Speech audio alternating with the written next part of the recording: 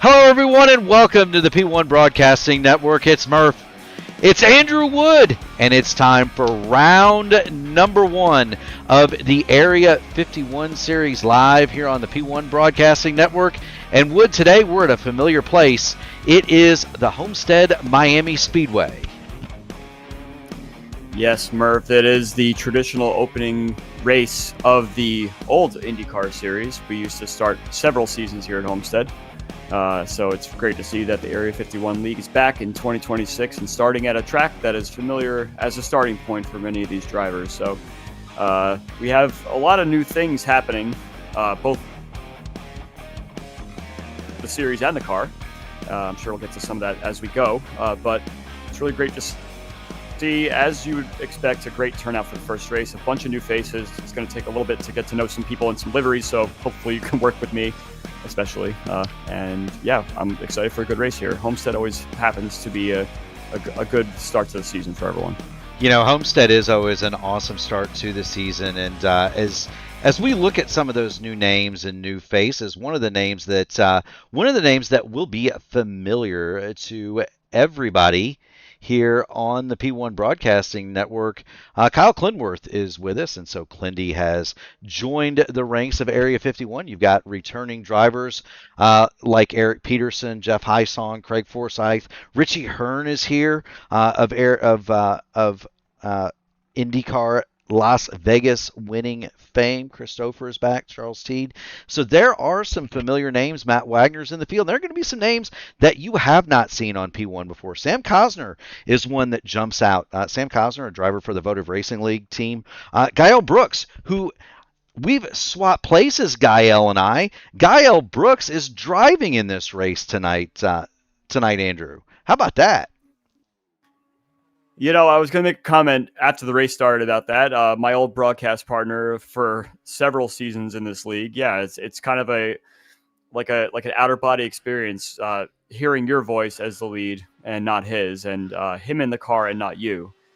So he's sporting those Area 51 colors, representing the series quite nicely, and you know he's finally getting a chance to race with the guys that he used to commentate week after week. So it's going to be quite an experience, I'm sure, for him, and hope he does well in his debut here this season. He does indeed. We're right on board with Charles Teed, and I do kind of want to just show everybody a little bit about what this track is like. We're on board with Teed. Now, this is a qualifying run. He is headed down into turn number one, 205, 203, 200 miles an hour. As he goes through there, you're going to see him climb back up to about 215 down the backstretch. He's going to touch it and then back down again. The lap speeds here, Andrew, we're going to see 210, 211 miles an hour in qualifying, but they are going to fall drastically in this race, aren't they? Yeah, it's going to be quite a sight to see, really. And, you know, it's classified as an intermediate speedway, but you're pretty much flat-footed in clean air on fresh tires. So that's not going to last for the whole stint, obviously, as the tires wear, but it almost kind of has a super speedway vibe to it, especially with the progressive banking that you see at this track. You know, it most certainly does. There are definitely two different lines that you can take through here. There's the line right around the bottom, and then there's a line right around the top. You're not going to see too many people, unless they get put monkey in the middle, Andrew. You don't really want to be in the middle because of all three lines, it seems to be the slickest. There's Eric Peterson as he comes through. He's going to complete his second lap. Peter 693. He does not get a spot on the board, however. Fastest lap right now is owned by Bill Burrell. There's Bill Burrell. His first lap turned in at 25.689, and Burrell, man, Bill Burrell, that's a name that I am unfamiliar with, Andrew Wood, but that is a fast name right now. He is almost a tenth quicker than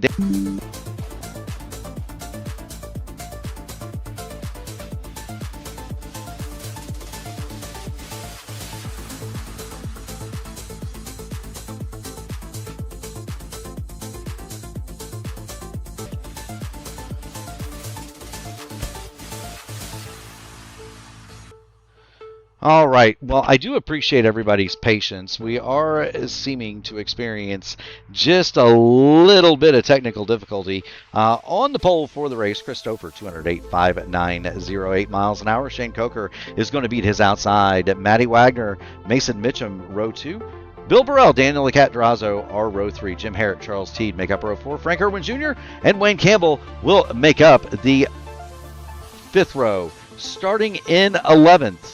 Ryan Kelly, then Richie Hearn, Sam Cosner, Larry Yingling, James Molyneux, Kyle Clinworth, Craig Forsyth, Brian Greenlee, Jeff Heisong, and Nicholas Stockner round out your top 20. In 21st, Gary Lovern, David Brock, Joseph Morales, Eric Peterson, Gael Brooks, Kurt Rose, Victor Carr, Bill Colley, and Brandon Biggs round out your 29 car field.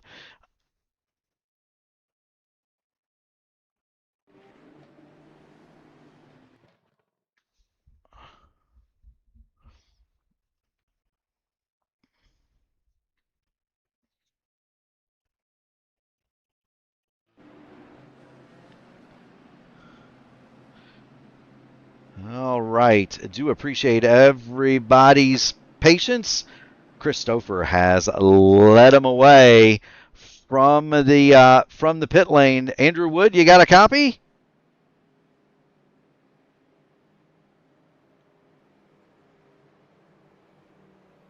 Andrew Wood, can you hear us? I'm here, yes. There we go. My appreciation for everybody's patience. We seem to be coming back, and I have no idea what is happening. Of course, it's one of those, Andrew, where you do the test stream before you get in, and man alive, everything looks good. It sounds good. You're all set and ready to go. And then as soon as the race starts, man, it seems like we're playing up. But Barney's got the green flag in hand, in the air. Christopher hits the loud pedal, and we are underway with the Area 51 on P1. Off to a good start. Everyone gets away nice and cleanly, 2 by 2, sorting out through most of the field. Everyone takes their high line, low line situations going through turn 1 and 2. We're clean through most of lap 1 so far, and looks like Christopher has managed to hold on to the lead. He most certainly has. Down the backstretch as they fly. Stouffer is your leader. He's got Shane Coker in tow. Behind him, and we've got Caution. Caution is on the speedway. It appears to be Andrew, 4 cars. Nicholas Stockner, and there's Stockner. He looks like me. He looks like me there, Andrew. He's upside down on the front stretch.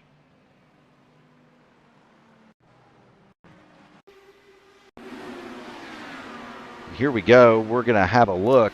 Yeah, a bit of a checkup coming out of turn 3 and 4 there. It most certainly was. You've got Jeff Heisong, Brian Greenlee, and Bill Colley III all involved, and that's a tough way to start this race for all of those cars. That's a tough way to start the race for all of those cars. They're all out of the race before really they've completed 3 miles, Andrew. Yeah, it's one of those things. It's beginning of season jitters. It's a bunch of people trying to measure each other out and get a grip of how everyone's going to be driving around them this season. We're going to see a lot of that as the races continue on here. So unfortunate that some people's seasons have already gotten off to a bad start here, but that's why we have a 14-race season here. So we'll hopefully have better luck for those guys coming up in future races. It most certainly will. We are at lap 3 of 125. Chris Stouffer is your leader, and we've got to give Stouffer his due. And we do want to thank our friend Jim Herrick at 40 Racewear. Of course, you see the 40 logos all over that car series sponsor. If you head over to their website, Andrew, you're going to find some pretty awesome sim racing gear. I myself have a pair of shoes, pair of gloves. So hit up Jim Herrick, our good friend over at 40 Racewear. Reasonably priced up, and I think he's working on some new stuff too, Andrew.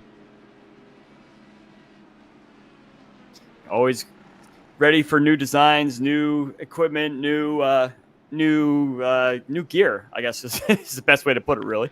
40 Racers definitely got some good stuff. They had some great holiday stuff going as well, deals leading into the new year, and hopefully some of these drivers got some nice 40 Racer gifts under their Christmas tree. Hopefully they did. I know I did. A new pair of gloves came from me from Santa Claus. So do well though. We'll give Jim the responsibility. We are under caution, lap 4 of 125. It's already flown. Now there is a fast repair in this series, isn't there, Andrew?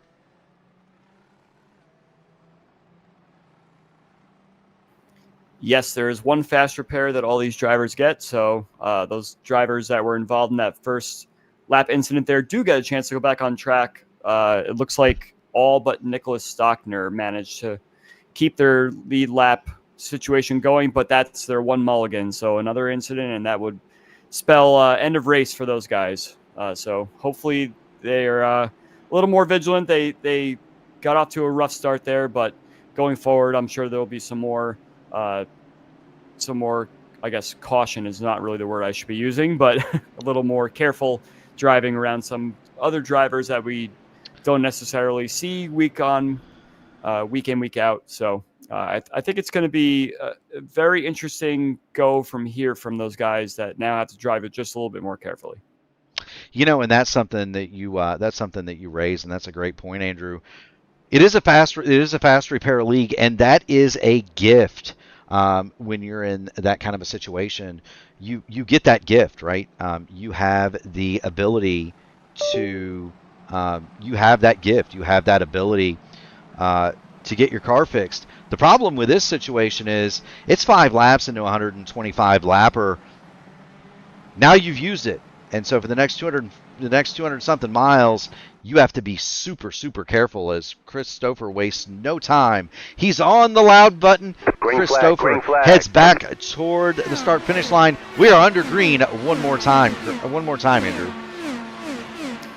And the restart scenario is the best time to make up spots, especially on a track like Homestead, where it really does take a little bit to wind the cars up. And sometimes if you don't take advantage right away, you do get stuck behind those cars and play the guessing game of which car is going low, which car is going high, and that's your best time to make up spots. And as you see right here where Ryan Kelly is making a move down the front straightaway, it looks like, I believe that's Durazo that was in front of him.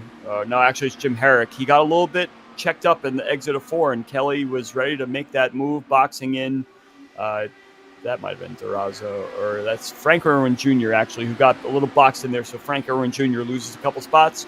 Ryan Kelly takes the gold there and picks up 2 spots. Yeah, Ryan Kelly's doing something I like to do quite a bit of, Andrew. He's running the bottom line. You see Daniel the Cat was up on the top. They've got Jim Herrick trapped up on the top. Wayne Campbell is underneath Jim. You want to roll the bottom line here at Homestead Miami Speedway, and the reason you want to do that is that it saves the tires. You got to check up a little bit more. We've got caution on the track one more time. James Molyneux hard into the turn 2 wall. You see Victor Carr sneak past him. Meatballs out there for Gael Brooks and Eric Peterson. Caution on the speedway one more time, and we're going to get back and figure out what has befallen those 3.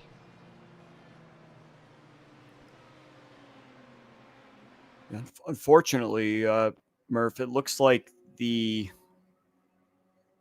I guess it was Molyneux who went off the track there. There is a slight difficulty getting off turn 2 on the more worn tires, where the transition goes back to the flat part of the track again, and the car does get a little bit light there, and I think that's what's befallen Molyneux there. He gets a little bit loose on the exit of turn 2 there, smacks the wall, but unfortunately doesn't do a great job holding the brakes, getting back onto the track again, and poor Kyle Brooks managed to just be right in the crossfire of where Molyneux's returning car to the racing surface was. Yeah, no way for Peterson and Brooks to avoid. And poor Gael Brooks, there he is. Not only has he got the meatball, he's got himself a black flag too. And this is how fast this happens. We're going to jump on board with Gael Brooks as he heads off of turn number 2. Watch the car spin ahead of him. You can just kind of see it. Remember, this is halftime, fans. There he goes down, and I don't think it's a matter matter of brakes or steering,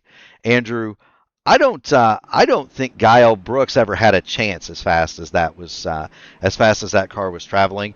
But he has a black flag at any rate. So not only is he going to get his fast repair, he's going to get what I would assume would be at tail end of the longest line. Meanwhile, Molyneux and Peterson are under tow. They're going to get their fast repair. Guile Brooks goes a lap down, but Molyneux and Peterson, they're already down too. That's going to be a hill to climb. Yes, and you're absolutely right. I kind of misspoke a little bit before about the holding of the brake scenario. I do watch again the incident now and see that Molyneux didn't have either of his front tires attached to the car. So it's a little bit tricky to stop a car that you can't brake or steer.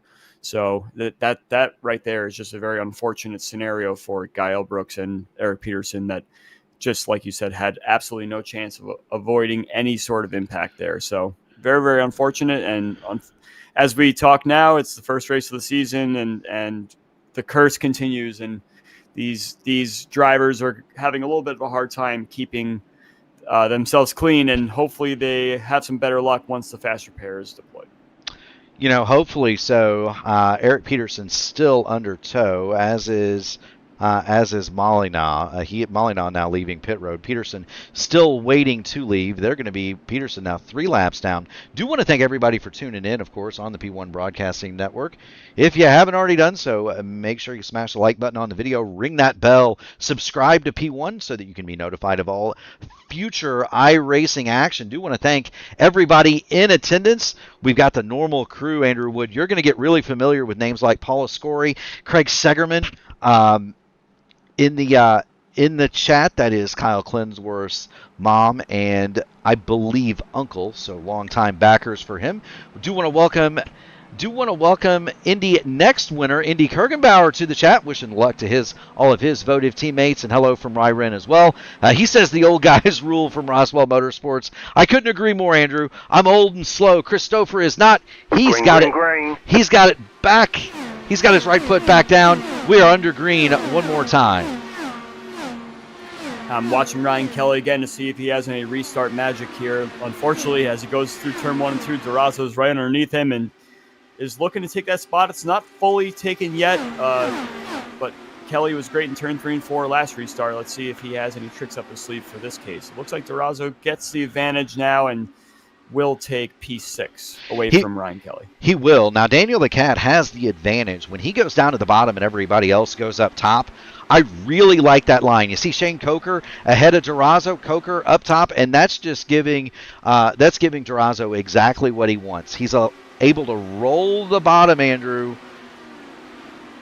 and keep going forward. He's going to pull even with the Votive Racing League impresario as they come off of turn number 4. It's going to take him several laps to make that move, Andrew, but once he does, he is going to be gone.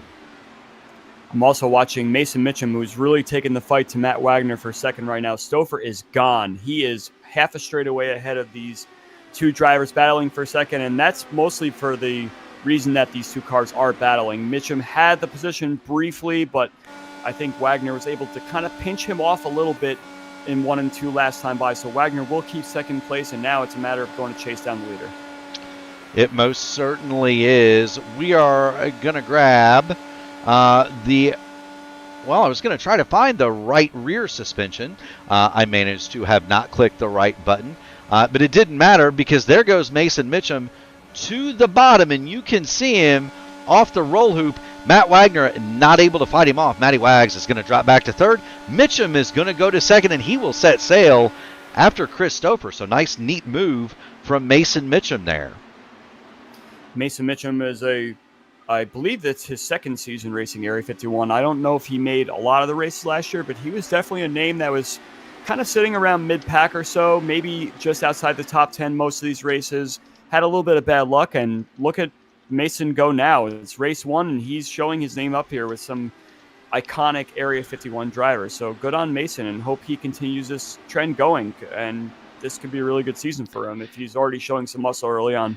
You know, that's one of the things that I did want to kind of cover with you, and we're going to focus on Mason Mitchum for a little bit, Andrew, is that there are a lot of new names and some new faces in this series. People that a lot of longtime Area 51 fans may not notice. Do want to shout out, by the way, the great Edson Santos, the defending series champion, has joined us in the chat. And so, Edson, it's a pleasure to see you. Warm hugs, my friend. And hopefully we see you back out on the track soon. But, Andrew, you're going to see some names like Mason Mitchum that you're not familiar with up front. That's a guy that's been running in the top splits pretty regularly. He also managed to qualify his own setup for the Hoosier 500 this year, and so that's a guy that can wheel one of these cars. But he may not be a name that you're as familiar with in terms of these league races.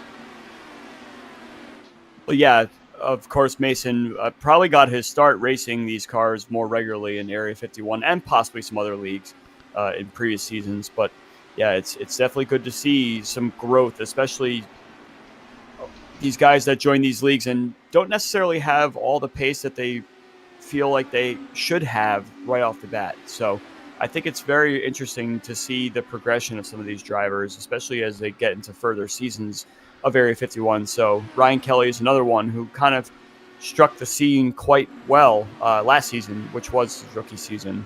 Had some good finishes, but almost won a race, if I do believe, right towards the end of the season there. So it's really good to see him continuing that momentum up towards the front of this field here and taking the fight to some of these iconic drivers, as we previously mentioned.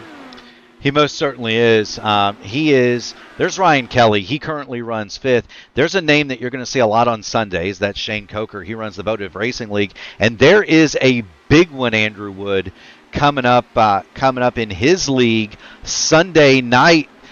It is the Votive Indy Derby 4. You going to run that race? I'm going to try to. I have qualified for it, so we'll see how that goes. Did you have to go through? Now, that's the first race that I have been around in a long time in the sim that had to have pre-qualifying. You had to qualify to even get the right to qualify. Did you have to go through that, or did you make it in? Did you make it into the main draw? No, I was a pre-qualifier, and I took the very last spot in the race. So they take the top 20 pre-qualifying candidates, and yours truly was number 20. So already off to a great start in that competition. There you go. I, of course, don't have to worry about those jitters. I have a provisional into that race permanently, Mr. Wood. So I don't have to worry about the heart attack, my friend. How about that? Yeah, I'm just getting back to the race quickly here, Murph. I saw Bill Burrell has now made contact with the turn 4 wall. Just a brush both times.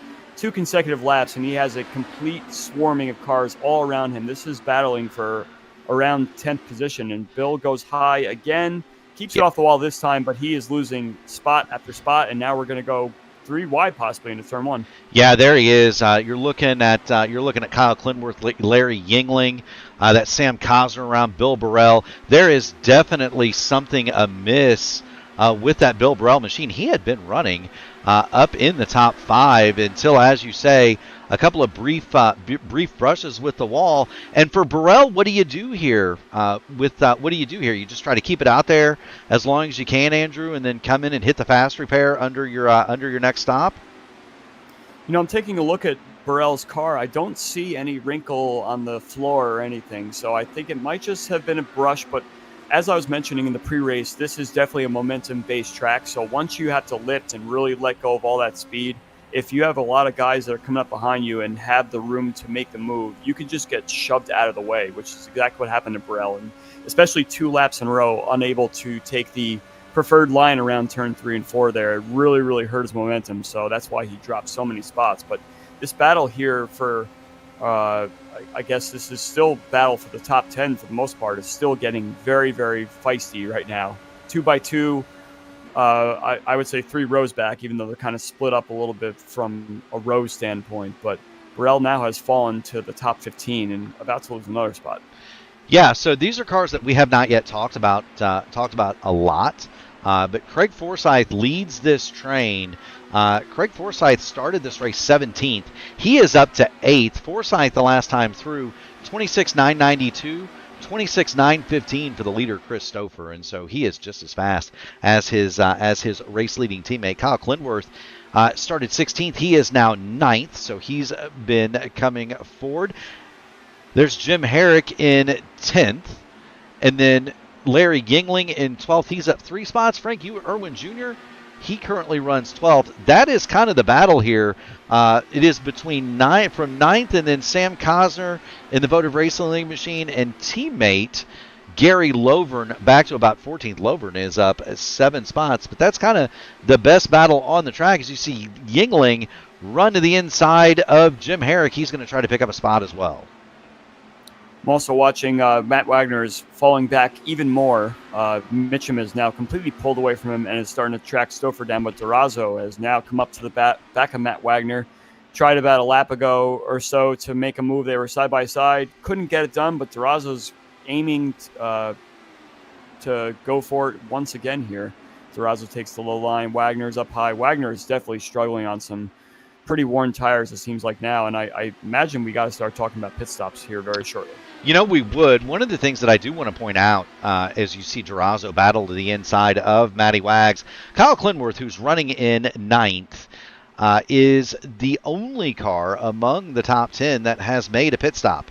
He stopped under that second yellow light, Andrew, and grabbed himself 4 fresh Firestones. He is 9th, and he is bidding to go past Craig Forsyth into 8th. And so Clindy is coming to the front, and that is a huge advantage for him to have those new tires, isn't it? I'll push back a little bit on that. It was the second caution, which was only 6 laps into the race, and we had only run perhaps 2 or 3 green flag laps. But at the same time, any sort of fresher rubber that you have compared to everyone else in the field, first of all, it might give you a little bit of just a tire advantage overall, but if you do pit a little bit later, that does give you free rein to maybe baby those tires a little bit more because you have the knowledge that you can go a little bit farther and the other cars will fall out faster than you. So if you're really smart about it, that is a good strategy to deploy, which Clemworth has now done, and now finds himself sitting solidly in the top 10 after taking that pit stop, as you mentioned. He has. He's up to 8th. We're looking at Frank Irwin Jr., Jim Herrick. They go side by side. This is the battle for 11th and 12th. Irwin wants the spot over Jim Herrick, who has fallen out of the top 10. Jim Herrick giving that 40 Racewear car a heck of a good ride, but he is under fire from Frank Irwin Jr. Little bit further back of this. I want to highlight some of the other cars in the race, of course. There's Devin Brock. He has chased down Victor Carr. This is 19th and 20th. And so that's Devin Brock in the DHL machine, and then right in front of him, Victor Carr in the number 5. Victor Carr is a name who has been very, very quick in some of these circles as my connection decides it doesn't like me anymore right now. But back we go to the front. Chris Stouffer continues to lead it. Mason Mitchum, though, has run him down. Andrew Mitchum now 0.4 of a second, just a little bit less than half a second behind Stouffer, and he is coming in that Votive Racing League machine. Slightly further back, Durazo has gotten by Matt Wagner. Wagner is on the struggle bus right now, Murph. He is dropping back a little bit and falling into the clutches of this really, really good battle between Shane Coker and Ryan Kelly. You see Kelly's looking a little bit racy now, but just a couple laps ago, Coker was getting ready to put the moves on Kelly. Caution, yellow flag. And we have a caution. Nathan Stockner hard into the inside wall on the front stretch, and that is going to do it for the 124 machine of Nathan Stockner. And let's see what's happened with him. But Nathan Stockner's day is over. He has used the fast repair, and this will use him up. It's also going to give the lucky dog, I believe, to Richie Hearn. But here we go. We're looking at Stockner. He's coming off a turn number 4. Gets off the corner, and it appears to me that's a symptom of either angry right rear or too much weight jacker or both, Andrew. I'll have to agree with you there, Murph. That definitely is a characteristic of turn 4. We were talking about turn 2 with the Molyneux crash before, but turn 4 can be just as dangerous and deadly as we saw with Nicholas Stockner losing the right rear there. But we're going to be starting to do our first real full field pit stop of the 2026 season. So let's see if everyone's got their stuff ready to go and pit crews are ready to go to work here. Here we go. Christopher's going to lead him down. Pretty much everybody is going to come into pit here if you're on the lead lap, Andrew. I don't think we're going to see a single car I don't think we're going to see a single car stay out. We were talking about Clemworth before. He managed to make hay when the sun was shining there to get himself ready to go for picking up some spots on the fresher tires. Now he's going to be on the same strategy as everyone else. We have a couple cars that stayed out that are probably just either I guess they can't pit right now. They have to wait for the next lap to come in, or they could be trying to get their lap back in hopes of a quick caution. Yeah, so Christopher's going to lead the train off a pit road. Nobody on that lead lap stayed out. You are going to see Richie Hearn get the lucky dog. I believe if we get back behind the pace car here,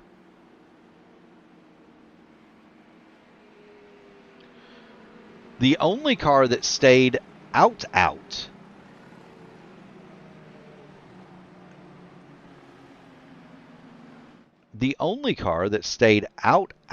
Andrew, is the 71 machine. That is Gael Brooks. So Gael is going to stay out and get one of his laps back. He'd been out 24 laps, Andrew, on his current run. Remember, he had that first lap accident, and I think Gael is just he's just trying to really get himself back into a position where he can make some positions. Yeah, the only strategy that Gael can use right now is to hope for a very quick caution because that'll give him a free pit stop while also getting his lap back. That's a risky strategy, but it could pay off, especially in such a big field as this, with which we saw some early start and restart yellow flag. So I like that strategy. If he gets himself up another spot, then he is a lucky dog contender and then can find himself back on the lead lap again. So I like that strategy from Gael, and I believe he's now gotten waved around. So we'll be getting ready to go back green here. We most certainly will. Do want to thank everybody for tuning in. You are watching the Area 51 IndyCar Oval Series live on the P1 Broadcasting Network. You've got Murph and you've got Andrew Wood with you. Do want to thank everybody for tuning it in. If you haven't done it, make sure you smash the like button on the video, ring the bell, subscribe to P1 so that you know when we go live. Christopher, he doesn't waste any time, does he, Wood? He was on the loud pedal at the entrance to turn number 3, and he is already 0.3 ahead of Mason Mitchum. And this is the best time to make up your spots if you possibly can get them. You do have a great advantage as the leader, as you have the cleanest air out of anyone, and you could pretty much choose any lane you want, and you have to keep the car behind you guessing. But we saw Mitchum coming for Wagner the third lap by on the last restart, which that battle ensued for quite a couple laps here. But Stouffer is doing a good job doing a little bit of unpredictability. He is indeed. Devin Brock, black flag on the restart. Brock is going to have to bring it in for a drive-through, and so tough luck for Devin Brock. There's Mason Mitchum in second. He's got Daniel the Cat Durazo, then Matt Wagner, then Ryan Kelly. As they run 2, 3, 4, and 5, Christopher has already built up a 0.6 second lead, and here goes Clindy. He's looking to the inside on Shane Coker. That was a pretty good setup that Clendy had on the last lap going into 3. He kind of stuffed it in there a little bit to get Coker a little bit nervous on his entry, and he didn't quite get the job completed at the exit of 4, but he managed to do the same sort of thing through 1 and 2, and Coker had to do a little bit of lane searching, and that allowed Clendy to get that move going. And looks like we have another boxed-in situation right behind, as Forsyth has moved past Wayne Campbell, and I think Forsyth might be trying to line up Coker for a move here in 3 and 4. Yeah, Shane Coker is definitely going to have that move on Shane Coker. There he goes to the bottom of the speedway. You see Forsyth right here.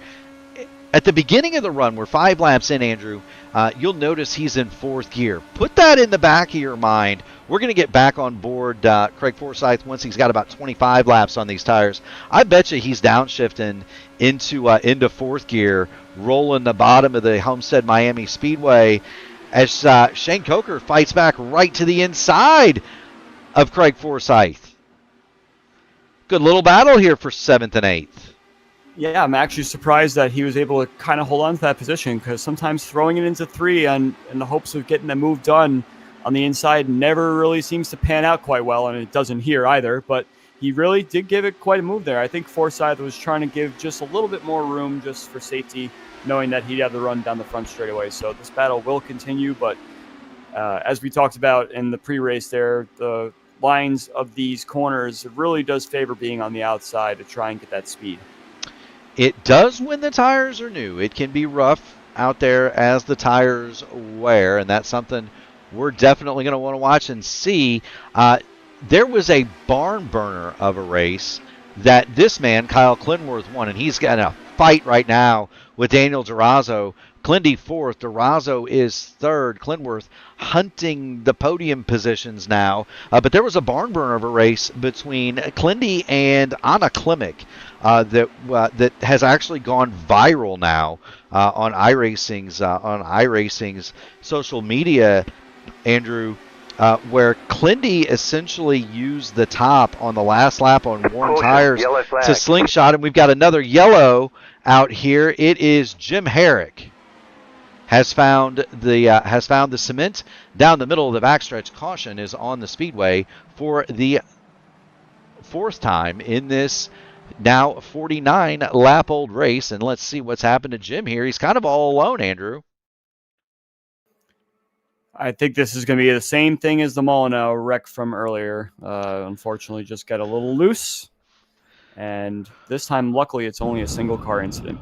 Yeah, there's Jim. He comes off of turn number 2, and right as you described it, where it flattens out, you get too much rear bar, too much weight jacker in that baby, and around she goes. Caution on the speedway, and Jim Herrick's car is toast. He is back coming down the pit lane. He's steering a 3-wheeler with no nose.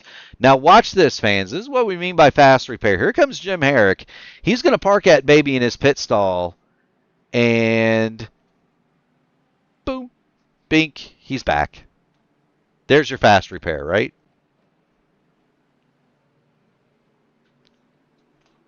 I'm trying to find out if Kyle Brooks managed to get his lap back. I do see he's 2 laps down right now, so I wonder if he didn't do a quick pit stop before that caution, because I can answer that question for you, Andrew, if you'd like.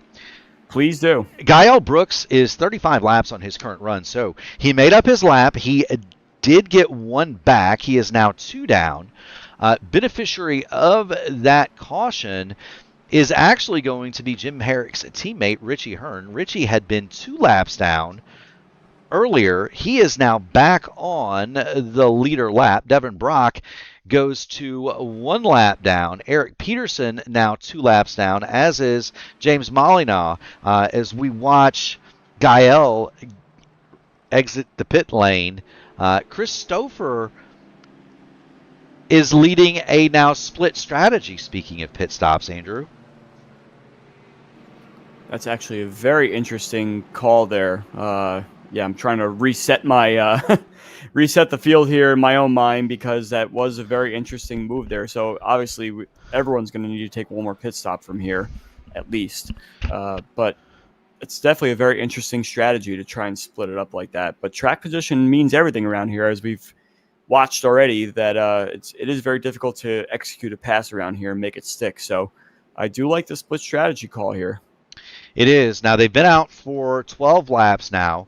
Stouffer, Wagner, Teed, and Briggs, your front 4, have not stopped. Everybody from Mitchum on back to Jim Herrick is on Jim Herrick. They're on the leader lap. They've got fresh rubber. Richie Hearn still scored on the lead lap. He has a black flag. Victor Carr, Jeff Hysong, Jeff Heisling and Victor Carr. I can't talk right now. My apologies. I'll go find my English real quick for you, Andrew. Carr and Brock and Heisling did stop as well. They're still on the lead lap. Devin Brock 1 lap down. Molina, Brooks, and Peterson 2 laps down. They have all stopped. And so it'll be interesting to me to see for certain sure. The magic number is 75. From lap 75, if you stop any time in there, Andrew Wood, you can make it home. It'll be interesting to see how this plays out. Stouffer back on the gas. He leads them away. Green, green, green. Devin Brock caught sleeping. Mason Mitchum is going for it right now. Mason that was Mitchum. A nice outside move. I think Mason Mitchum went forward a little bit too early. Black flag restart violation on the number 3 machine. Durazo follows him through, as does Clinworth, but Mason Mitchum a little bit too eager. Stewards will see if the Area 51 stewards clear that. Meanwhile, Clindy goes round the outside and rounds up Daniel the Cat Durazo to move into the 6th spot right behind the now black flag Mitchum. Yeah, I believe that black flag has been cleared. I wonder what happened there because that looked like a illegal iRacing move to me. So I'm not really quite sure what happened there. But no penalty now for Mitchum, so he can continue on his way. But yeah, that was really, really clever to get Devin Brock sleeping on the inside there. It's very, very difficult to do. But as I'll continue to mention, it could be a storyline we could post on the bottom left of our TV screens as we see in real life. Racing storylines being the first race jitters. Everyone's a little bit unsure of how they're going to perform, and they're really just trying to stay out of trouble as best they can and get a good finish. So very, very interesting situation there. And yes, I saw what you saw there, Murph. Mason Mitchum has that car high, wide, and handsome, brother. I don't think you could have fit a sheet of paper between Mitchum and the outside wall. Clindy! Wow, what a move. We've got cars spinning and Durazo Molino hard in the wall. Durazo collected. We're going to get more cars involved. That was, I believe, Frank Irwin Jr. came through, but Molina catches the apron, Andrew, and spins right in front of the top 5.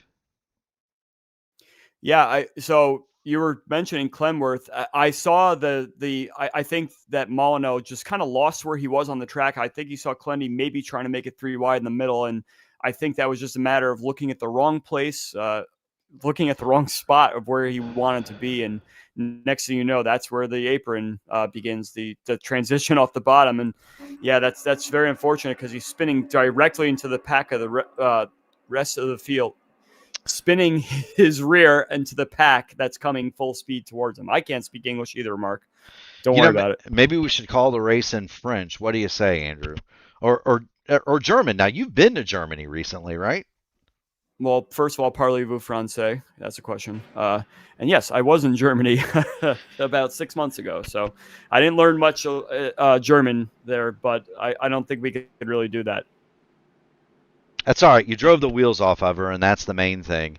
Daniel the Cat Durazo is headed to the pit lane. He has the meatball.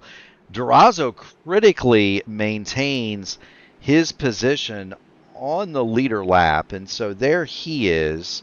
Also on the pit lane is Bill Colley. There's Colley. The car that we were looking at was not Jeff Heisling. It wasn't Gael Brooks. Gael has come back to get new tires. Of course, he was on a strategy where he was getting laps back under those yellows. Did we mention who was collected in that incident, by the way? It was Durazo, and there was another car that came through afterwards that also... That's what I'm trying to figure out. I think... There it is. Frank Irwin Jr. It was Irwin. Okay. Yeah, I think Larry Yingling kind of, I don't want to say brake checked, but he slowed down much more than I think Irwin was expecting, and that probably took his eyes off of what was happening ahead so he could avoid the slowing Yingling. right away. And unfortunately, Frank Irwin Jr. just carried too much speed in there and caught a little bit. I think Devin Brock might have gotten a tiny piece of it, but his car is probably okay. Yeah, there's the car for Irwin. He's headed back to the pit lane. Larry Yingling, that machine looks more or less fine. Who was the other car that you mentioned, Andrew? Yingling didn't have any contact. It was Brock, Devin Brock, and the orange car there got just a little tip of Moano's car coming off the wall, but I think he avoided damage. Well, he is on the Devin Brock is on the pit lane, and so he pops up on the jack and comes back down. Did not take his fast repair and was in his box 7.9 seconds. So that would confirm for Devin Brock that he does not have any damage. We'll reset the field for you. Chris Stouffer, Matt Wagner, Charles Teed, Brandon Briggs lead from the first four spots. They are on 19-lap-old tires. Everybody behind them stopped 8 laps ago, starting with Clinworth and Mitchum, Kelly, Forsyth, Campbell, and Shane Coker, your top 10. Daniel the Cat Durazo, Jeff Heisong, Frank Irwin Jr., Devin Brock, and Bill Colley are the cars on the lead lap as Stouffer sets sail for the green flag one more time. Those cars have fresh tires. We are under green, and we are also nearing the halfway point in this race, Andrew. Only the halfway point, Murph. I feel like I've been watching this race with you for an hour now, but yeah, it's been a little bit of a disjointed race, and hopefully from here we've gotten all the jitters out of the way and we can go for a nice. I want to see a green flag pit stop to end this race and put these guys on their heels a little bit and need to react in such a way to pick up the spots via the pit lane. So let's see what happens here. We're excited to see how this split strategy plays out. Everyone's got one more pit stop to do, and I'm hoping for a green flag one. Do want to welcome Shotgun Willie into the chat. Thank you so much, Willie, for joining us. If you haven't already done it, make sure you smash the like button, ring the bell, subscribe to P1, be notified of all of these. We've had a triple header tonight. Go ahead, Andrew. Oh, no, just Ryan Kelly almost ran right into the back of I believe that's Brandon Briggs' left rear corner there. I don't know how that wasn't an incident, but they touched, and it seems that everyone gets away with it. Mason Mitchum was on the move as well. He was in that mix as well. Now, it's important to remember for those of you who watch Area 51, but you are not familiar with some of the drivers and the colorful characters that make up the series. Clindy dives to the bottom of Charles Teed. That's going to put Clintworth into third, Teed fourth, and Mitchum is going to now start hunting Teed. It's worth noting that even though the car of Kyle Clinworth is painted in the Votive Racing League colors, he is not a part of the Votive Racing League team. So kind of keep that in mind. Clindy is team mateless here. He's doing the Lone Ranger thing, Andrew. He doesn't have any of his road racing buddies, but do keep that in mind if you are a Area 51 regular. Clindy is painted similar to the Votive Racing cars, but he is not a part of that team and is not in Discord with them. I bet you didn't know that, Andrew. I did not. And the politics of teams that are happening in this community these days are completely out of my brain now, so I will lean to you to talk about teammates and whatnot. I know the 4D guys because I'm close with much of that team, but for a lot of the new drivers and new team formations that have risen, it'll take me a little bit to get used to that. Absolutely. We've seen a lot of turnover in the community, of course, with teams. We've had some long-standing stalwarts decide to make their homes elsewhere. We've seen some guys that have been around for a very long time, not so active. We've seen some pretty active drivers move behind microphones. And so you're going to see some different colors out there as Ryan Kelly moves around Mason Mitchum, put Ryan Kelly to fourth. Matt Wagner, by the way, and we didn't talk about it. We showed it. We didn't really talk about it. Matty Wagner got excited and drove right past Chris Stouffer to start this stint right at the restart. And Clintworth now is hunting Stouffer for the second spot, and it's not going to be long, Andrew. This is the first time that Stouffer is going to find himself sitting in dirty air, so it's going to be a whole new experience for Stouffer.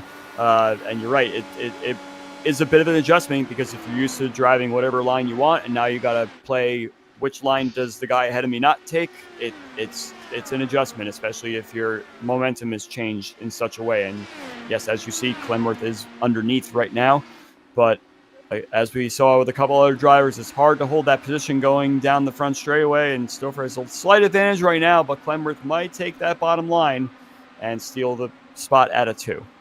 It is really difficult when you get up toward the front, especially where Clindy is. And we're going to jump up on the roll bar and just kind of show you. Matty Wagner has his choice of lines. He is running the bottom of the speedway, and that is a huge advantage to Chris Stouffer because Clindy has the dirty air on the entry and in the middle of the corner, so he has to check up a lot more on entry. Chris Stouffer is running that high line. He's got the rubber band stretched real tight up there, Andrew. And he doesn't have any dirty air until he gets to corner exit, but by then, he's already pointed off toward the exit, and Clindy just cannot get that move done. I would argue it is much more difficult to make the pass for second here than it is for the lead. I agree with everything you say. I have nothing to add to that. It's definitely... It's very cool to see these guys running side by side right now around much of this track. It's very difficult to do that while keeping the momentum, but the tire life is going to start to play advantage, or to a disadvantage to Stouffer here as he now loses the spot to Clenworth. But he's only 6 laps away from that magic number that you were previously mentioning. So, I think he might have just brushed the wall there a smidge, but no harm there. But yeah, he's going to be looking to that final pit stop coming up here very shortly. Yeah, and so what Chris Stouffer wants to do, he's got about 1.2 seconds until he gets to Ryan Kelly. The good news for Stouffer is this, and there he is. He's going to be able to kind of get into a pocket now because he's 1.3, 1.4 seconds behind Matty Wagner, and there you see Wags up in the leads. Clenworth is second, and Clindy is coming. But if you look at Wags is running the bottom. Clindy is on the top. That's going to let Stouffer run the bottom, and so he's more or less now back in clean air, at least for most of the corner, and he's got more than a second back to Ryan Kelly, and Ryan Kelly is not catching him in any sort of a measurable way, Andrew. Definitely agree with that as well. I'm trying to figure out which. Okay, so the first car that has pitted is Clenworth now, if I'm not mistaken, correct? That is correct. So the storyline on the pit stops is right there on the pylon. Wags, Stouffer, Teed, and Briggs are the long runners. Clindy, Kelly, Mitchum, Forsyth, Coker, Campbell, Yingling have all stopped as of 24 laps ago. Remember, Daniel the Cat Durazo was involved in an accident. He's 7 laps newer tires than Clenworth and those guys. And Durazo is coming. He's made up 10 spots. I'm watching this battle here for P6. Larry Yingling has just been in the middle of every hornet's nest possible today. He's side by side right now with Wayne Campbell, takes that spot. Coker and Forsyth have been side by side for several laps as well, and this is a 4-car battle. How do you pick a line here, Murph? If you're sitting where Wayne Campbell is, you just got a wall of cars up ahead of you, and you got to just hope that your car does not wash up on the exit and hit the wall. Yeah, so that's a great question. It's important for the people at home, and we're going to jump on board with Wayne Campbell. You pick what line you're going to take into the corner. You make that decision right about now. You're already deciding where you're going to go. So I'm looking at where Yingling and Coker have gone in the previous corner, the previous couple of laps. I also have my preferred line, so I know I want to be on the top or the bottom, however my car drives best. And then I'm going to try to pick whatever line suits my car the best, but also doesn't have a ton of dirty air. And you can see Wayne Campbell hunting it, right? He's tried the top, he's tried the bottom, now he's in the middle. I think he's just trying to hunt clean air, and that's really how you have to kind of pick it. But he's having to decide that 200 or 300 yards before he gets to the corner. And then, of course, if you know that both lanes are taken, then your next best move is to try and just slow down a little bit and save the tires, because if you turn in on a line you mistakenly turn in on, you're going to just eat up that right front tire. You most certainly will. Now, there's a guy not concerned about tires, Shane Coker. If he's not rubbing the Firestone off the side, off the lettering, off the side of those babies through 1 and 2, he's awfully close. Coker having a doggone good run here. He's up to 7th, and they are reeling in Charles Teed about a 10th and a half a lap. Meanwhile, we've had a change for the lead. Excuse me. Kyle Clinworth has caught, made short work of, and driven off in the distance from Matty Wagner. So score Kyle Clinworth as your leader. Wags is now second. Stouffer has fallen nearly a second and a half behind them. There's Stouffer in third. And then you've got Ryan Kelly and Mason Mitchum. Those cars are 4 seconds clear of this battle. Charles Teed is about to succumb to Coker, Yingling, Campbell, et al. As they stream toward lap 80. And I'm kind of surprised that with 41 laps on their current tires, we haven't seen Wagner and Stouffer, Teed start to hit the pit lane here, Andrew. Well, it looks like Wagner actually is going to hit the pit lane right now. So yes, he's our first taker. Stouffer. That's Stouffer, yeah, Stouffer. Well, he's in the window. You've got 44 laps to go here. It would make sense, try to get that undercut going. And hey, if there's a caution with 20 laps to go, everybody's going to pit anyway. Charles Teed is going to come to the pit lane, and that's going to leave this Coker, Yingling, Campbell battle as the battle for 5th. And they've got Gary Lovern coming. Gary Lovern, and we got to give a shout out to Gary Lovern. Here he is. Lovern started this race 21st. He is now 7th. How about that for making up positions, Andrew? That's definitely a way to do it. And, there was a lot of cars around him that probably had their issues, so he picked up a few spots just by some cars spinning or losing their position on the track. But at the same time, you still have to get those positions somehow by battling your way through the field. And yeah, just to talk about the pit stop strategy, it is a little surprising for sure that cars did not pit once the windows open. But at this track, you do lose the lap, so you will get trapped a lap down should there be a caution. And we've already seen a little bit of uncertainty among some of the battles that we saw earlier in the race, possibly bringing out that caution. So it is a little bit of a risk taking that early pit stop, but I believe Stouffer and that clan there were needing the new rubber, so they had to pit regardless. They did. I would imagine these cars that pit later are going to stay out as long as they possibly can, so as not to get trapped a lap down. They did. Now we just saw Chris Stouffer. He drove through that battle with Forsyth, Durazo, and Sam Cosner like they were tied to a post, Andrew. He went by them in a hurry, and he's now caught Gary Lovern. Lovern is running about 10 seconds behind the leader. But to give you an idea of how much faster Stouffer is, his last lap, 26.114. Clindy in the lead, 26.822. So he is anywhere between a half a second to nearly a full second quicker than your leader. And that's going to work out to his advantage. The longer Clindy and those guys run, and we'll get back to this battle because it's another hornet's nest. You mentioned it. Wayne Campbell right in the middle of it. Larry Yingling has gone to 4th, Coker 5th. Wayne Campbell now 6th. But the longer that this stays green, if it cycles all the way through, Chris Stouffer is going to have a huge lead, Andrew. And then it's going to be the tortoise and the hare the other way, isn't it? Yes, that car that we were watching there in that battle is Matt Wagner coming through on the fresh tires. And like you're mentioning, it's very, very easy to see the tire difference there. Wagner just drove around all them, but it's actually Wagner that's going to come out ahead in this and not Stouffer. He had to battle all those cars, and he is the clear leader right now in that situation. And Stouffer is now taking his turn getting by these cars on the older tires, going to split the difference. That's a risky move. Yes, it is. You're looking at Wagner. He is about a second and a half up on Chris Stouffer, and there's Stouffer. He has made his moves and gone through Shane Coker, and we will rejoin that battle because this is not only is it compelling because the short stoppers are going through. It's the most compelling battle on the track, Andrew.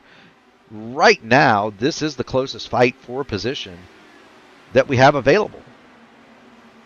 And of course, all Clenworth wants right now is a caution to trap these guys a lap down that just pitted. And the longer he stays out, the less chance, as the race goes on, the less chance that is going to happen. We have Mason Mitchum doing his pit stop now. Ooh, someone had contact with the attenuator. Ryan Kelly is in the wall in the pit lane, missing. You sure that's Ryan Kelly? I've got a Kyle Clinworth with no nose. I have Kelly with no front wing, so I think there might have been an incident there. You know what? We're going to go back and figure that out. That is big news. There's Kelly spinning. So here's Clindy as they get onto the pit lane, and he does what so many of us have done. He loses it where the road course kind of meets up, spins it on the pit lane. Ryan Kelly is a victim of net code. He'll spin it through the pit lane. I don't think those two lost anything but time there, Andrew. I think they're going to be okay, but they just lost time. Jim Herrick with the black flag. That's going to let Yingling be your leader. He's going to come to the pit lane, and that's going to have Gary Lover now as your leader. But I'm going to get on the roll bar, and I'm going to ride with Wayne Campbell is fun in the pit lane as well. He's missing part of his front wing. I think he did the same thing Clemmer did. So we see, and we haven't talked about the hybrid much yet, Murphy, but from what I've been hearing, the braking in this car is so different now with the weight change on the car, and it's catching some of these guys out, I believe. It most certainly is. The other part is this Homestead Miami track, and right there is where I was talking about, is notorious anyway, because and we've got more cars sliding. That's Eric Peterson and Sam Cosner in the background. We were watching Lover get on pit lane. That's going to leave Daniel the Cat Durazo as your leader. But this track is kind of notorious anyway for its pit road entry. It is very difficult where that entrance, or I guess it's the exit, right, from the road course back onto the oval. It is very difficult right there. It's very slick, and where the road course is, it kind of pops up and the pavement's a little bit different. It can be very difficult over there to get yourself on a pit lane. Watch Daniel Durazo, and you'll see what I'm talking about here in the track rocket machine.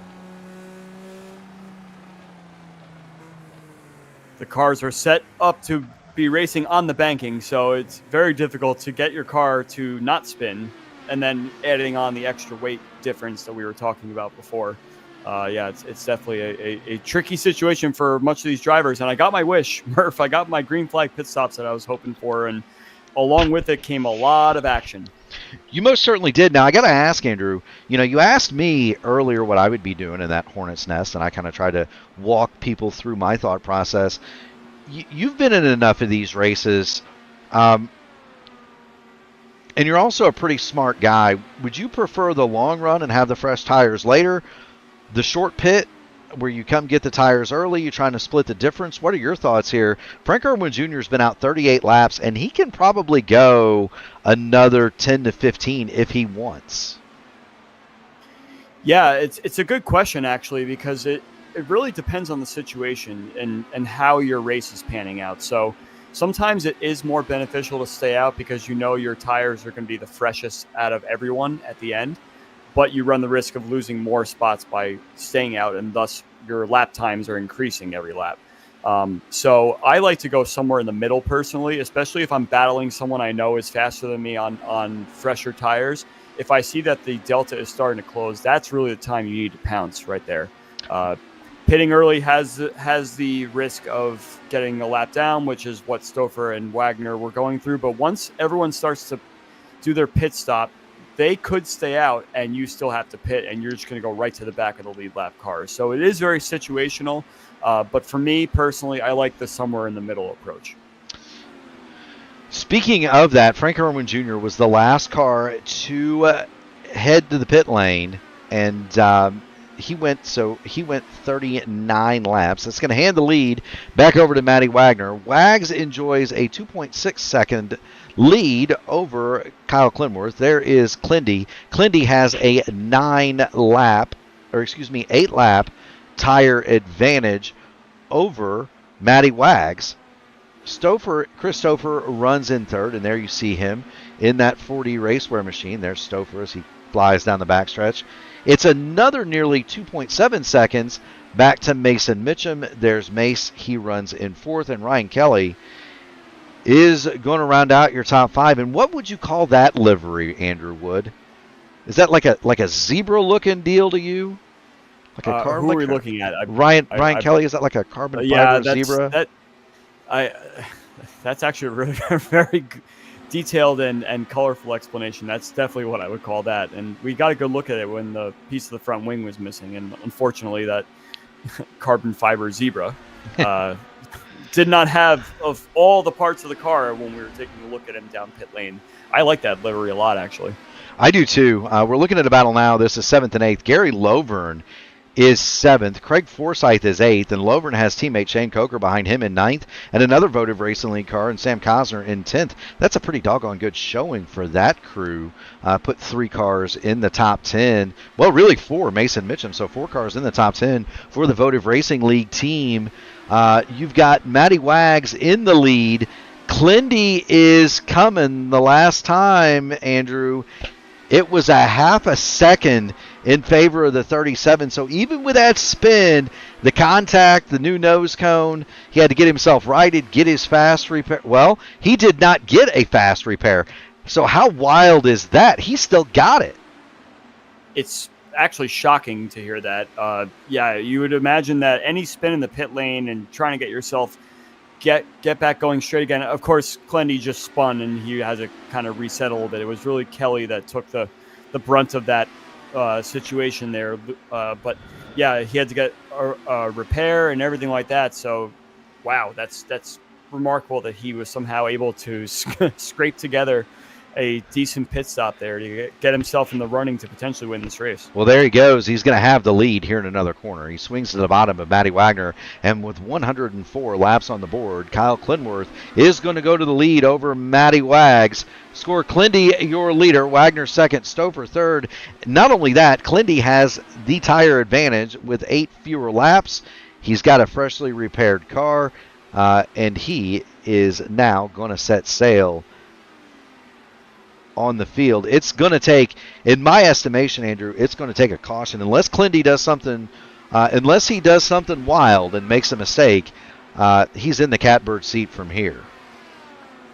Well, we already saw the one of the 9 lives get taken away there. So I think from here, Clendy is definitely just on a mission to get himself in the best possible spot to win this race. And yeah, if that's the worst thing that happens to him, then that is remarkable and really almost like a driver of the day situation. Maybe some of the magenta mist coming out. We flip back to Mason Mitchum, by the way. There are some lapped cars in here, and the reason we're looking at Mason Mitchum is if you get on the roll bar, that black and chrome machine of Chris Stouffer, that's the bottom step of the podium. And Mason Mitchum, he's driven a great race today. Mason Mitchum is hunting that podium, and he can see it in front of him, Andrew. Well, let's revisit that discussion we just had regarding the early pit stop versus the late pit stop, right? So the early pit stop was not the right call in this case, and I don't know if that's just a matter of the cars that pit early needing to navigate through some of those, a couple of those larger groups that we saw on the track, thus losing time and wearing out the tires a little more. But it seems like staying out longer was beneficial not only to maintain the traction, but to also have the best tires here as we get to about, 15 laps to go or so? We are at 108, looking at 109 of 125. So we'll go ahead. I'll tell you what, there's this ingenious thing that I have on my scoring pylon. You ready, Andrew? I can tell it. I want to see laps to go. We've got 17 circuits left. And Mason Mitchum, just like that, went past Chris Stouffer. And I believe you're right. Even with a teammate there to kind of run interference, Chris Stouffer just a sitting duck for the new tires on the car of Mason Mitchum. And Stouffer's not out of the woods yet. He's got Ryan Kelly coming, and if he doesn't, and if the clock doesn't run out, he might fall into the clutches of Larry Yingling, Gary Lover, and Shane Coker in that group, because they are all much quicker than Christopher. It's almost a second a lap that he's losing to the cars around him. I'm also trying to measure how far Mitchum is going to be away from Matt Wagner towards the end of this race, because, as we mentioned, Wagner did pit early as well, and Clenworth was able to squeak by him quite fast. And right now, last lap, it looks like Mitchum was 0.3 faster than Wagner. So with 15 to go, it's going to be close. Wagner's tires are only going to get worse, and Mitchum is probably going to widen that delta between Wagner's lap time and Mitchum's lap time. So that's one to watch as well. 26.695 that time for or 26.728 for Mason Mitchum that time through. Matt Wagner 26.910. So a couple of tenths gone from Matty Wags, and we were on board with that lap. It's also worth reporting Christopher has now been passed by Ryan Kelly, and so Stouffer just needs to quite frankly just get in a rhythm, get himself some clean air, and save those tires, baby him home, because if he's not careful, Larry Yingling is going to catch him. And there's the car of Yingling. You can see him. The distance is about a straightaway, but Yingling is coming. That's about 0.3 a lap, Andrew. Yeah, and unfortunately for Wagner, he's got Kyle Brooks behind him as well. First of all, learning the line, learning the ropes in his return back to the series out of the booth here, but I think he's on fresher tires than Wagner as well, so I don't think Brooks is really going to do much to halt Wagner's progress going forward. He is in the way, essentially, if he has new tires, but if he does happen to get by him, that's going to put more of a burden on Wagner to try and navigate that situation. So I imagine the two of them are probably chatting and trying to figure out the best way to not hurt Wagner's race, but that is a factor as well. It most certainly is. I did want to jump on board. We're gonna give it the old. Well, I tried to get the Bobby Rahal cam, and I kind of missed it. But I want to jump on board Kyle Brooks and kind of just see maybe if we can get some insight into his thought process here, because I thought that I saw him actively not trying to pass Matty Wagner. Well, Charles Teed is there now as well. Maybe Teed will pull over for Wagner, as he probably lost a little bit of time that lap. Yeah, 27.2 for Wagner on the last lap, and Mitchum is not so far behind, but Mitchum, when he catches this pack, will be a nice wall of dirty air that he'll have to navigate as well. Yeah, you can see Mitchum now. He's creeping in the picture. The good news for Wags is he's got Kyle Brooks, Charles Teed, and there's a third car back there that are in the way. Briggs. And I'm sorry? Brandon Briggs is that other car, but Ryan Kelly is joining this battle as well. He is right up on Mason Mitchum's rear wing. Oh, Mitchum gets a little tight there on 4. Ryan Kelly's going to be battling for P3 here. Now, the tires on those two cars are identical, 28 laps for Mitchum and Kelly. Mitchum is going to dive underneath Teed. He can't quite get it done. He loses a ton of momentum. Is Kelly going to make it 3 wide here? He thought better of it, Andrew. Discretion, the better part of valor. Kelly going to lift off. Wagner coming down the pit road. Yes, he is. And that is a shock. Wags has been out 37 laps, and I don't know. Is it possible that he may have meatballed the tires? I don't see that he hit anything. The car looks either that okay. or a fuel error. There could have been a miscalculation on the fuel input, which does happen from time to time. You think you're getting a full tank of fuel, but for some reason the sim doesn't read it as a full tank of fuel, and he might have gotten shortchanged here. And we've seen time after time, and you've raced with Wagner several seasons now in this series, that sometimes luck just does not go on Matt Wagner's side. So race 1 of this season, and he's already having trouble. I love Matt Wagner to death. He is one of my good friends in the sim. Andrew, I do not want to go play. I'm not taking that guy to Vegas. Stouffer is also in pit lane, so I think this might be an issue that you can't go 50 laps. It's possible. That's 39 laps. Well, I just thought of this and thinking of this. Andrew, is this a race where they've shrunk the fuel tanks in these cars a little bit? It is possible. I remember reading in the league group here that they were changing the parameters, I believe, on the fuel tanks compared to previous seasons. So I don't know if that was in the up direction or the down direction. Probably the down direction. But in previous seasons, we have used an abbreviated fuel tank in this series. But I believe there was a change. So if you're basing 50 laps off of a full 18.5 gallons, then you're probably not going to hit that 50 lap mark if they've shortened the fuel tank here. It's possible. There's Ryan Kelly. He's gone to second. Mason Mitchum is third. And all alone at the front of this field, 6 seconds in the Miami sun, it's Kyle Clinworth. And he has made his points, Andrew, here today. Wouldn't you say? Absolutely. That the way he just caught up to Matt Wagner and passed him like that was incredible, especially after his pit drama. And I mean, we were going to have to talk to him about that in the post-race interviews here. But I want to shout out Gary Lovern as well. You were mentioning him a couple times before. 21st on the grid up to 5th place. Top 5 finish to start the season. You can't complain about that at all. That's a win in itself, really. It most certainly is. And I've raced in a lot of series in a lot of places with Gary Lovern. The improvement that he has shown in the last couple 3 years has been outstanding, and good for Gary Lovern. That's one of the finer characters in the community, and it's great to see him running well. But I'll tell you what, one of the finest drivers in the community and one of its hottest hands right now is Kyle Clinworth. He's already down the backstretch. He is going to come off a turn number 3 and 4. Kyle Clinworth is going to see Barney, and Barney is going to have the checkered flag and throw it at the road racing entry. Kyle Clinworth wins the Homestead Miami opener here in the Area 51 IndyCar Oval Series. Yeah, great run by Clinworth there, and he's already gotten the jitters out of the way and still managed to pull off a win here. He most certainly did. I like to show everybody crossing the line. I think if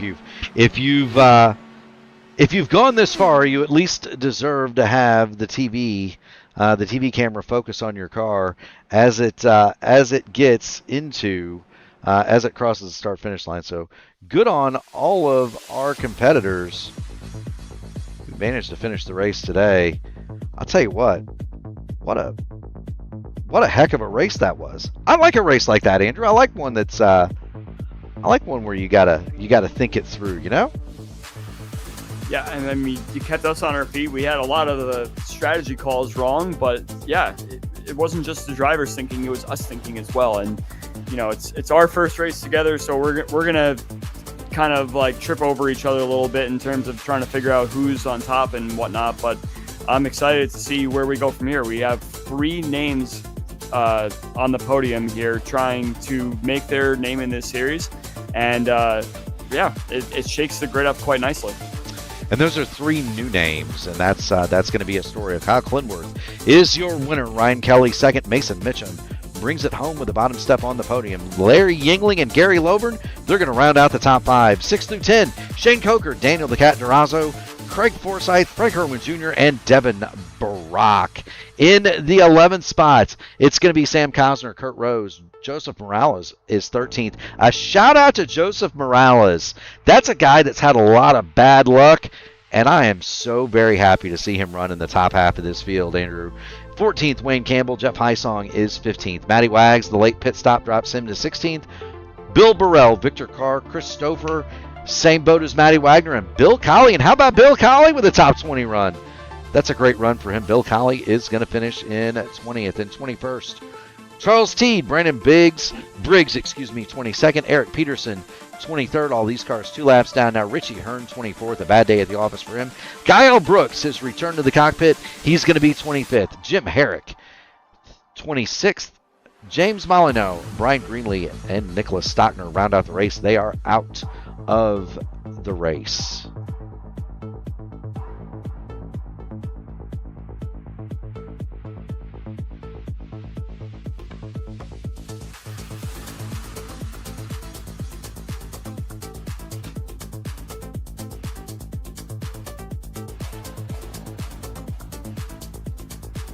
All right, let's see if we've got any drivers in the we've got any drivers in here. Andrew, what do we got? We're looking for Mason Mitchum.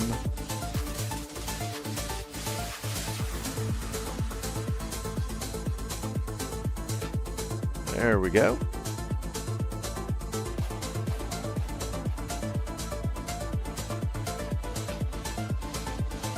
We got the trio hanging out all together, so easy to find. There we go. I'm gonna go ahead and get them moved into the human examination room, just so I know where they're at. I can drag them a lot easier, and we're gonna grab Mason Mitchum. Mason, you've got Murph and you've got Andrew Wood in the P1 broadcasting booth. You got a copy? Yeah, how you guys doing?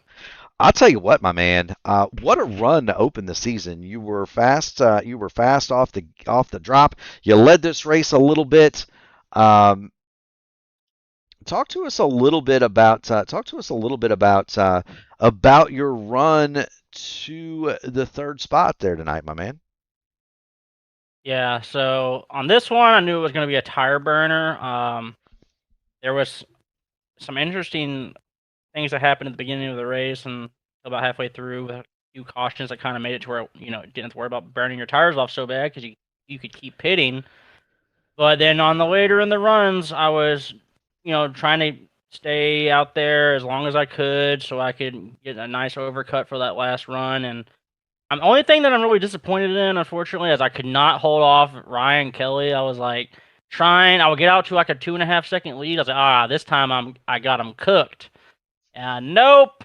He would reel me in with like 10 laps to go in the fuel run both times, and I was like, well, I guess he's just better in the long run. So that's something that slightly is disappointing, but he did a great job, so I'm happy for him, and of course happy for Lindy. They just ran off with they're just so good at saving tires, so I'll get better over time when it comes to that.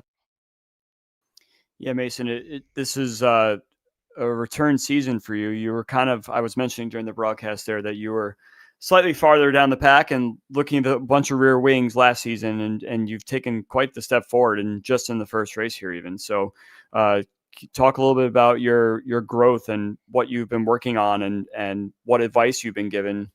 Just talk about everything in terms of how you've managed to stamp yourself right on the podium in the first race of the season and looking like you belong there, basically. Yeah, well, I mean, iRacing is one of those things that if you put time into it, you're going to get it returned, especially if you practice correctly.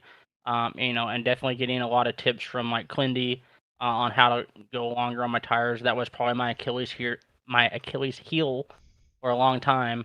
And I'm getting better at it. Of course, I got a long ways to go until I'm at like an elite level at that, which I think is probably I would tell anyone listening to this, like, forget learning how to qualify, forget learning a lot of things. All that really matters is if you can get that long run going. Like, that long run is going to make you better than anything else because you can just fly past people late in runs. That's the most important part. But I think just putting time into iRacing has, over the last year, I think I've gotten pretty decent, and I'm hoping that in the coming year, I will keep getting on podiums and eventually win. That's what we're here for, right? To win and eventually maybe down the road fight for titles and things like that. We'll see. But right now, I'm happy to get a podium on first race of Area 51 this season, and hopefully it continues, and we'll see what happens. There you go. Well, thank you so much, Mace, for jumping in, stopping by. It's good to see you in the broadcast booth. It's a little bit of a different booth, but it's a broadcast booth all the same.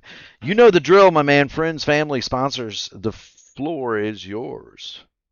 Well, every time I get out here, I'm going to tell people about Votive, the Votive Racing League. If this is something that, maybe you're interested in, give it a check. Go check out on P1. We're going to have the biggest race of the year, probably the biggest race in the history of Votive itself. And it's going to be this Sunday. So get ready for a huge race, Votive Indy Derby. Going to have a lot of big names out here. I believe both of you guys are going to be out there. So there's going to be a lot of people. We're going to have a great time. It's going to be a great show for the community. And if, leagues and things like that are something that you're interested in, there's plenty of them out here. Area 51, Votive, Horizon, others. You're going to have a great time. getting better, faster, and maybe tougher than what you're used to because there's a lot of good drivers. But if you want to get better, faster, consider maybe joining some leagues and no matter what, consider watching on P1 Broadcasting. And if I have any friends and family that are going to watch this later or something like that, then I hope you guys enjoy watching me get third. Win may be coming in the future. Thank you very much, guys. Thank you, Mace. That is Mason Mitchum. He's going to run in the third spot tonight. For your second place finisher, we are going to find Mr. Ryan Kelly. Ryan, you've got Murph and you've got Andrew Wood in the P1 broadcasting booth. Have you got us? I got you. I tell you what, my man, you were one of the comers at the end. Did you? You got past Mason Mitchum, Yingling. You managed to maneuver around Wagner and Stouffer when they ran short of fuel. Did you think you had anything for Clindy there? You were certainly coming. Yeah, I wish I had a little more time to find out. Maybe another pit stop to see what would happen there. But I was definitely trying. I was pushing all I could. I was playing with the weight jacker there at the end and just trying to hit hot laps. And really happy with P2 though. Spun entering pit road there on the last pit stop, and happy I didn't lose more time than I did there. Yeah, so let's talk about the racing stages here, right? So the first part of the race looked like you were quite racy, but then you were dropping back a bit, maybe got shoved out of line and everything like that. And then towards the end of the race, you were flying, basically. It really did seem to go your way there. Did you learn something at the beginning of the race that you implemented later on, or were you just kind of caught out a little bit in a few of those battles where you were dropping spots and it worked out for you a little better towards the end of the race? Yeah, I think I was just caught out there in the beginning. I was definitely playing with the weight jacker a lot. I haven't driven this car too much. I'm more driving the stock car stuff. So I think with this new update and the car's being a little heavier, it would help me with driving the stock car stuff. And definitely figuring out the weight jacker and brake bias and all that during the race helped. And yeah, just learn how to save the tires and sort of make my way forward. Absolutely. Well, I tell you what, Ryan, thank you so much for dropping in and stopping by. We have a little bit of a tradition here on the P1 Broadcasting Network. If you make the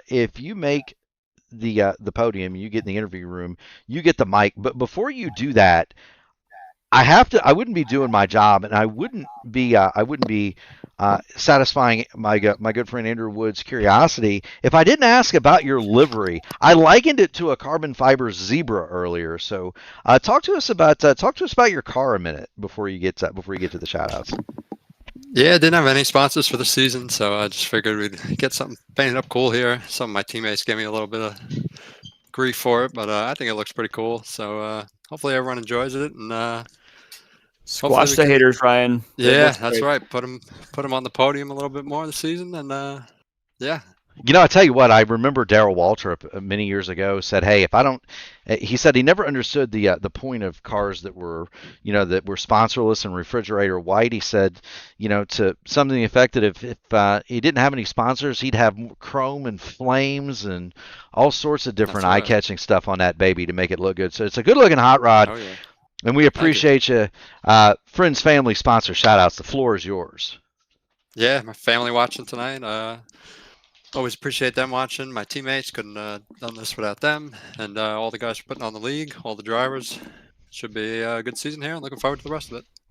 Are you going to auction off the piece of that front wing that you lost on the pit entry there on that nice-looking car? I have to ask that question. Highest bidder.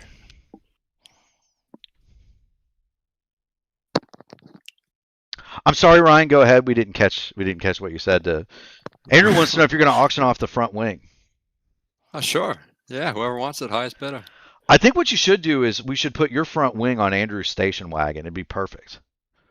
It'd make it turn a lot better. No. Heck yeah. Well, thank you so much, Ryan, for stopping in. We appreciate you, my man. Keep going fast, having fun, and we'll see you at the next one, all right? Thanks, guys. Appreciate it. Yes, sir. That is Ryan Kelly. And for tonight's winner, on debut, it is a man that we know very well here at P1. It's Clindy, Kyle Clinworth. Clindy, you've got Murph, you've got Andrew Wood in the P1 broadcasting booth. We got to ask. I wouldn't be doing my job if I didn't ask. What happened with that spin into the pit lane? And did you think well, first of all, what happened? Two, did you think it was over? And three, did you take your fast repair? So in reverse order, yes, I took my fast repair. No, I knew it wasn't over because I didn't get a black flag because I didn't speed.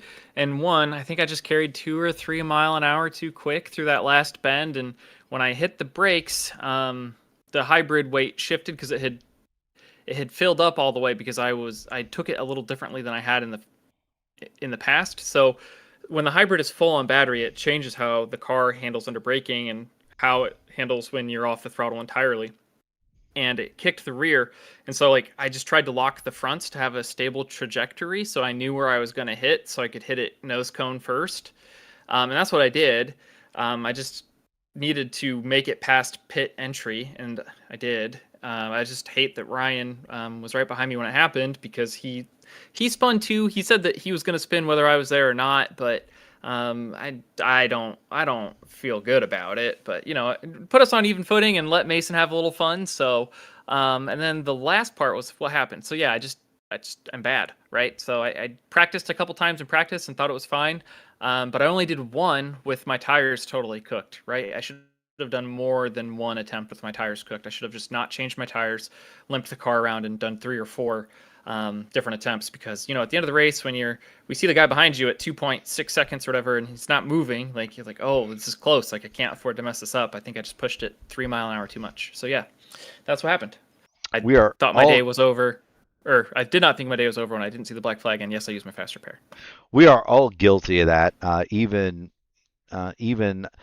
iRacing stalwarts like Andrew Wood. Speaking of Mr. Andrew Wood, what do you have for Clinty this evening? Oh, you're going to love this. So I'm going to give a little bit of a Murphy's Law, not Mark Murphy's Law, but Murphy's Law. Anything bad that will happen will happen. And I'm reading this note here. Clendy, 8:37 p.m. I would highly recommend everyone check the brake bias and make sure it works for them. Yeah, so with that being said, I had it where I wanted it. That's why I was able to lock the fronts up. I just the hybrid battery got full too quickly and snapped the rear on me. So that's like my emergency button, is to have the brakes as far forward as I can tolerate and then try to lock the front to stabilize. I just was a little late, and then I clipped those sausage curbs and around we went. So I do have an actual question though. So following up to not saying that it's over yet, did you think that Wagner was going to need to pit again and thus just hand you the lead just for the fact that he had to pit again? Or did you think that you had to actually chase him down? Because we were talking about the pit strategy and the amount of laps that you can do on the fuel tank, which it seems like we got wrong. But did you actually know that Wagner was going to need to pit again, or did you think he was going to go to the end of the race and hand you the spot? Great questions. We do not have a full fuel cell. We only had like 13.5 gallons, not the 18.5 you would normally get. So that's probably why your calculation was a little off. Plus, there's a lot of off throttle time today. So if you were just calculating that full rip with a cool track, like, we would go a little longer than that even. I knew Wagner wasn't going to make it unless he was really, really saving, and he seemed like he wasn't. So he either knew something I didn't or wasn't going to make it. I thought Stouffer might have made it because he was like hanging out behind Wagner and seemed like he could have been in map 3 or map 5, but it looks like he didn't make it either. So unfortunate they didn't get the yellow they were banking on, but when that last yellow came out with about 80 to go, I was like, yep, this is splits the race, right? Like, I know we pit 7 laps ago or whatever, but I don't want to have to save those 7 laps because it was really, honestly, very hard to save much more fuel than what you do full out, because you'd either get blown by with a really slow pace and you don't get the draft, right? And the draft helps you save so much. Well, I tell you what, whatever you did tonight, Clinty, it was doggone fast. You overcame the pit road confrontons, as Keith Jackson would say it, and you emerged victorious as you do so often. You know the drill from here. Friends, family, sponsor, shoutouts. The floor is yours, Mr. Clinworth. Have at it. Yeah, first and foremost, thanks to my mom and my cousin Craig, who were watching back in Illinois. I disappointed them earlier at Atlanta. I had a bit of a skill issue off of turn 2, just didn't quite have the line right and threw away another surefire win. But, that's what next week's for. And it lets me run that track all week to gain iRating or get back what I lost tonight anyway. Thanks to the fine folks at P1 Broadcasting who put this on. So Murph, Andrew, thank you so much. Thanks to all my Rogue Racing partners, the Alliance, everything we've been doing. It's really been clicking on all the cylinders right now. And thanks to Advanced GG, who sells energy supplements for water drinks. They have protein and caffeinated products. You can go to advanced.gg and use my checkout code CLENDYSENDY with a capital K and a capital S to get 10% off your order, and I get a little bit of that back. So I like their strawberry kiwi caffeine drink, and they have a Baja Blast flavor that I think they call Tropical Rush. That's very, very good. It was limited edition, but I drink that quite often as well. So I think that's it. Very good. Well, Clindy, thank you so much for stopping in. Keep going fast and having fun, buddy. We'll see you at the next one. I will, Murph. Thanks. Yes, sir. That is Kyle Clinworth, and I gotta tell you, Andrew Wood, for a season opener, some new faces. That was a doggone exciting race. And I expected nothing less, Murphy. The first race of any season is always exciting, no matter what happens, even with action, with new names, with storylines, with a whole bunch of different stuff. And the first race could be like that, but every race could be like that. And Area 51 puts on great races. I've called, I think this is my 5th season doing commentary now, and I'm just impressed more and more by what I see from these drivers each and every week. And I think that us on P1 Broadcasting, we're going to put on quite a show here, and I'm looking forward to the rest of the season here. I am likewise looking forward to my first season in the booth here in Area 51, and the fun does not stop on Tuesday nights with P1. Tomorrow night, we're going to have the Horizon IndyCar Series opener. That's going to be myself and Ryan Eric King live at 8 o'clock, and then at 8:20, it's Season 8, Round 11 of the Formula Indy Series. Gary Godso will be going at 8:20 p.m. They're going to be at Indianapolis, and I believe that is an oval round for them, Andrew. You can't beat a road course series when they have an oval race. That's always a ton of fun. LGN is going to have the Elite Racing League Indy Lights Series races 7, 8, and 9. That's going to be live from Pocono, Iowa, and Gateway. 7:45 Eastern Time on Thursday. We're going to have Friday and Saturday off. And I got to tell you, it's a big one. Sunday night, the Votive Indy Oval Series, Indy Derby 4, coming at you from the Kentucky Speedway. That is going to be at 8 p.m. Eastern. See Aaron Wood and myself race. And in my case, see how far I can fly. On Monday night, it's the Indy Open Monday Night Top Split. That's going to be from Mexico City. Immediately followed by the Indy Next Road Series, live from Watkins Glen.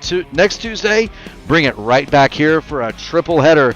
It's the bring it right back here for a triple header. It's the IndyCar Oval Series Top Split from Iowa at 7:15. In the middle, it's the Indy Next Oval Series Top Split live from Iowa. And the finale is the Area 51 IndyCar Series Round 2 from Phoenix at 9:30 Eastern. We do appreciate everybody for tuning us in. If you haven't already done it, make sure you smash the like button, ring the bell, subscribe to the channel so that you too can know when P1 goes live. We want to thank the fans in the stands. You guys are tremendous. We want to thank all of the drivers, the competitors. We want to thank Jim Herrick at 40 Racewear for his sponsorship. And we also want to thank the people that really make it possible. The military, the police, the firemen, the EMTs driving the ambulance, and the nurse that unloads you when you get there. From the bottom of our hearts, we thank you all. Have a great night, everybody.